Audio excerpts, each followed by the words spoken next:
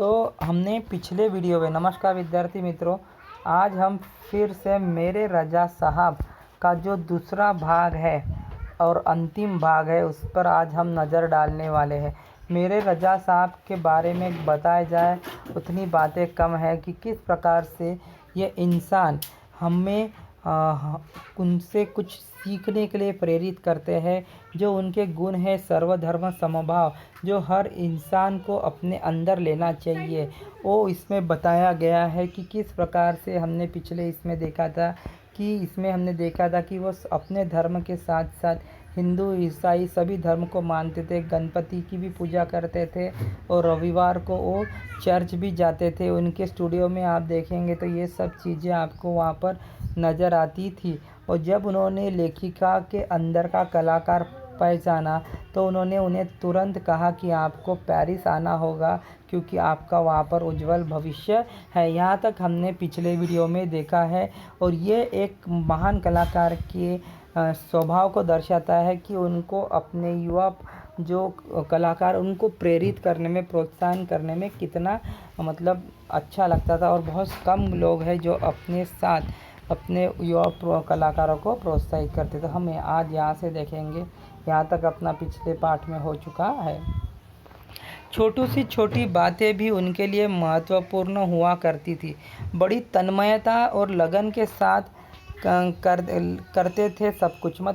छोटी छोटी बात भी इतने महान पेंटर थे, वो कलाकार थे कि वो छोटी सी बारीक डिटेल पर भी बड़ा महत्वपूर्ण ढंग से ध्यान दिया करते थे, तभी जाकर वो इतने महान कलाकार हुए। अगर वो छोटी छोटी बारीकियों को भूल जाते तो किस प्रकार से वो महान व्यक्ति बन पाते, है कि नहीं। और बड़ी तन्मयता और लगन के साथ, बहुत ही दिल लगाकर, बड़ी लगन के साथ, बहुत ही रुचि के साथ वो काम किया करते थे। पेंटिंग बिकने के बाद पैकिंग भी उनकी रुचि हुआ करती थी।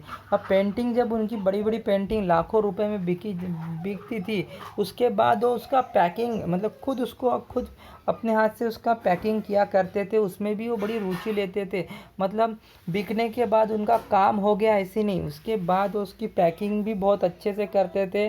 कोई इस काम में मदद करना चाहता तो मना कर देते। अगर कोई चाहता भी था कि पैकिंग में उनकी मदद करे, फिर भी वो उन्हें मना कर देते थे, किसी को हाथ नहीं लगाने देते थे। खुद ही अपना काम अपने ही हाथों से करना वो पसंद करते थे, क्योंकि उनको अपने पेंटिंग के प्रति एक अलग ही लगाव हुआ करता था, एक प्रेम हुआ करता, जिस वजह से वो अपना काम खुद करना पसंद करते थे।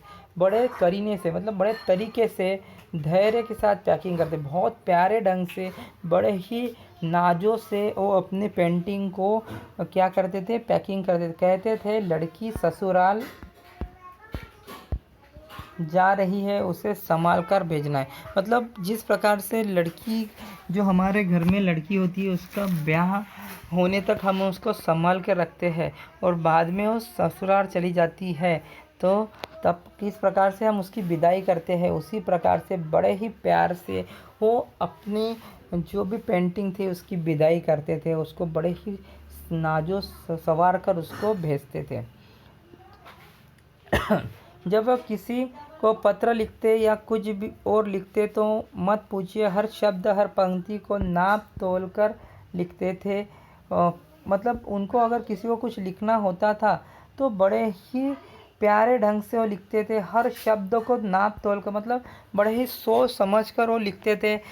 लिखते समय शब्दों को का सही ढंग से उपयोग वो किया करते थे। आगे वाले को पढ़ने के बाद काफ़ी प्रोत्साहन और अच्छा लगे। फूल उन्हें बहुत प्यारे लगते थे, उनको फूल काफ़ी पसंद थे। कलाकार लोगों को वैसे भी, जो भी कलाकार लोग होते हैं, उनको पैसों से ज़्यादा वो हम अपने जीवन में नैसर्गिक बातों को अहमियत देते हैं। जैसे जो बिजनेसमैन होते हैं वो नैसर्गिक बातों से ज़्यादा पैसों को अहमियत देते हैं, लेकिन कलाकार सही ढंग से एक इंसानियत का जीता जागता उदाहरण होता है, जो खुद निसर्ग पर प्रेम करता है। मुझे याद है 22 अक्टूबर 1988 को मैं लंदन से पेरिस के गार्दिनो स्टेशन पर पहुंची। जब लेखिका को याद है कि जब वो 22 अक्टूबर 1988 में लंदन से पेरिस के गार्दिनो स्टेशन पे ट्रेन से पहुंची थी। ट्रेन से गए थे वो लंदन से पेरिस। तो जब गए थे तो रजा साहब स्टेशन पर मेरा इंतज़ार कर रहे थे और उस समय इतने महान कलाकार रजा साहब उनका इंतज़ार कर रहे थे, क्योंकि उन्होंने उन्हें बुलाया था कि आपका उज्जवल भविष्य अगर आपको बनाना है तो वो पेरिस में है। ट्रेन लेट थी फिर भी वो डटे रहे, मतलब ट्रेन लेट होने के बावजूद भी वो वहाँ से चले नहीं गए।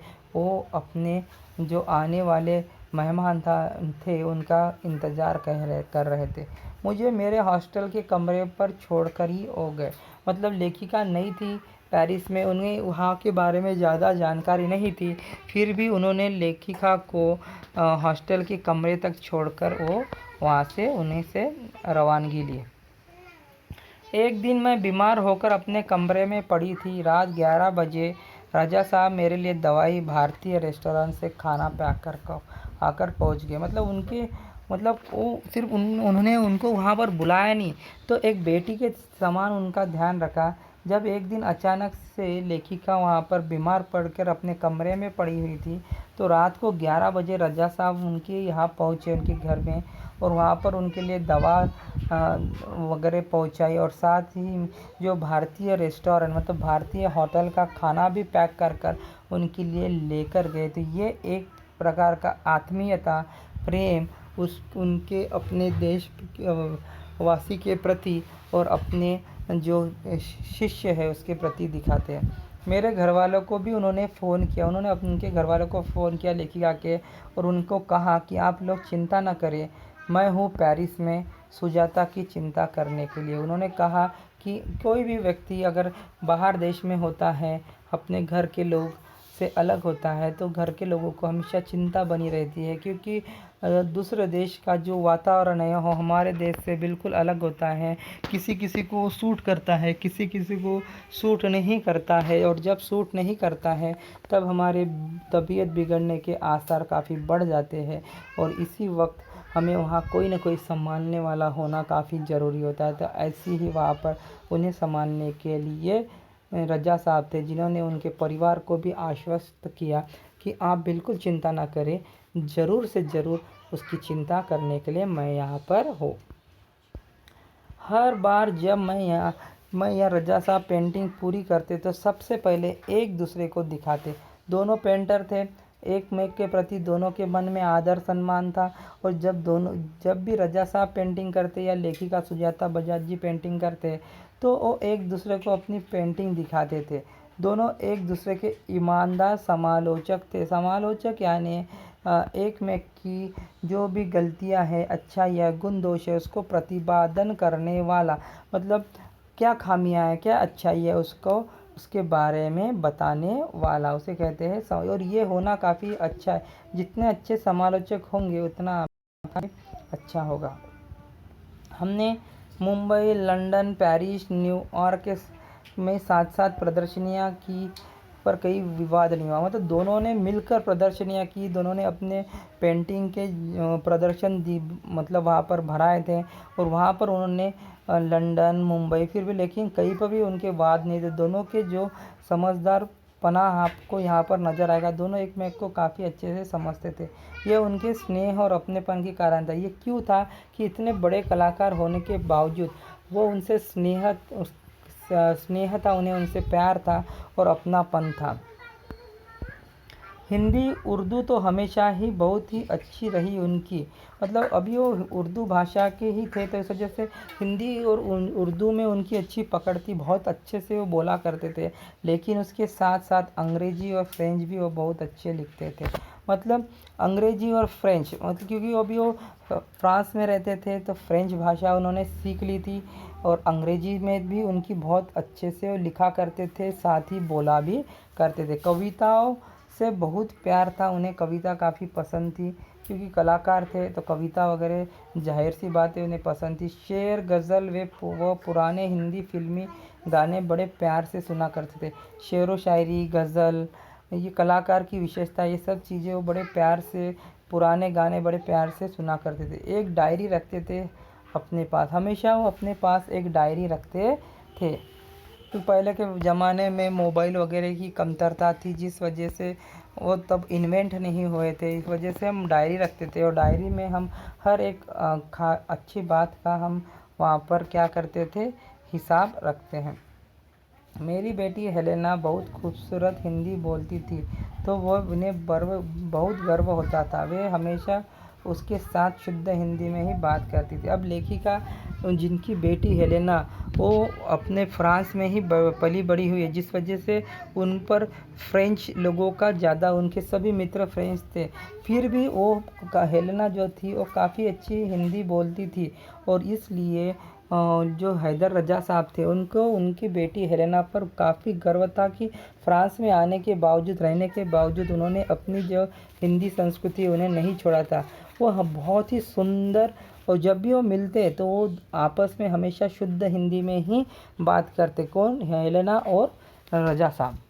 रजा साहब को अच्छे खाने का बहुत शौक़ था, पर दाल चावल रोटी आलू की सब्ज़ी में जैसे उनकी जान अटकी थी।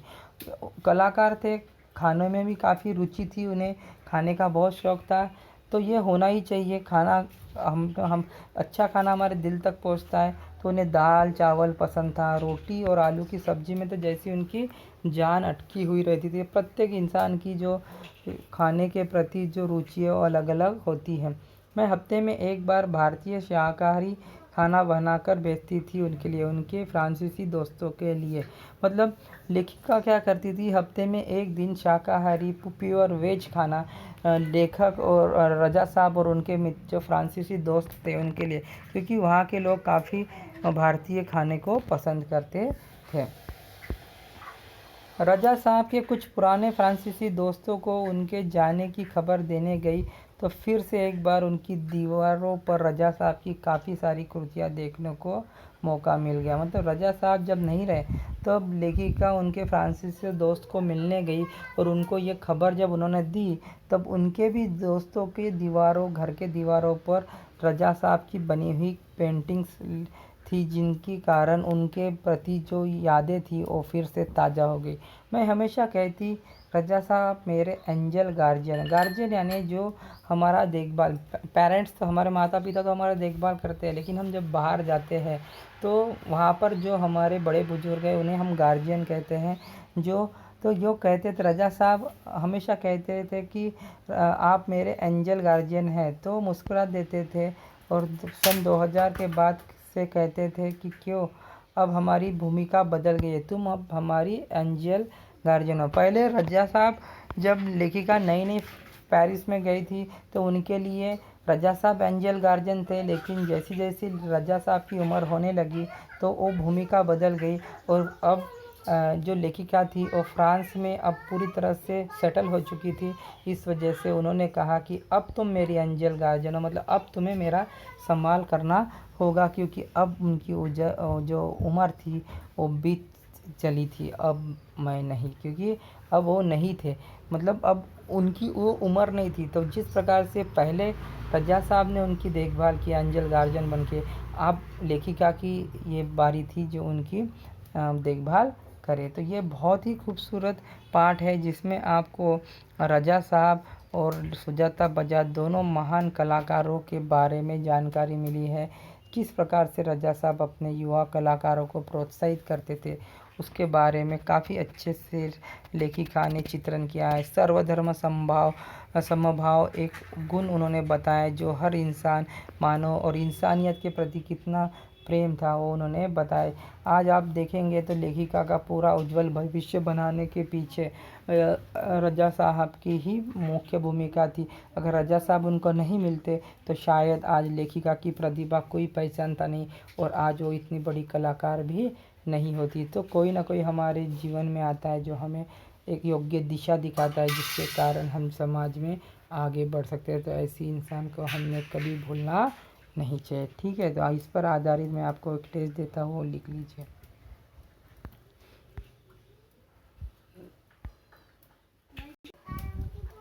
तो आज के प्रश्न आपके लिए है मित्रों। तो पहला प्रश्न है, लेखिका बीमार होने पर रजा साहब ने क्या किया? जब लेखिका बीमार हुई तो रजा साहब ने क्या किया? दूसरा प्रश्न है, रजा साहब और लेखिका ने कहाँ कहाँ साथ में प्रदर्शनियाँ की थी। ये 2 प्रश्न आपको करना है। लेखिका बीमार होने पर रजा साहब ने क्या किया? रजा साहब और लेखिका ने कहाँ साथ प्रदर्शनियाँ की थी। ठीक है, ये आपको चुरा कर व्हाट्सएप ग्रुप में भेजना है।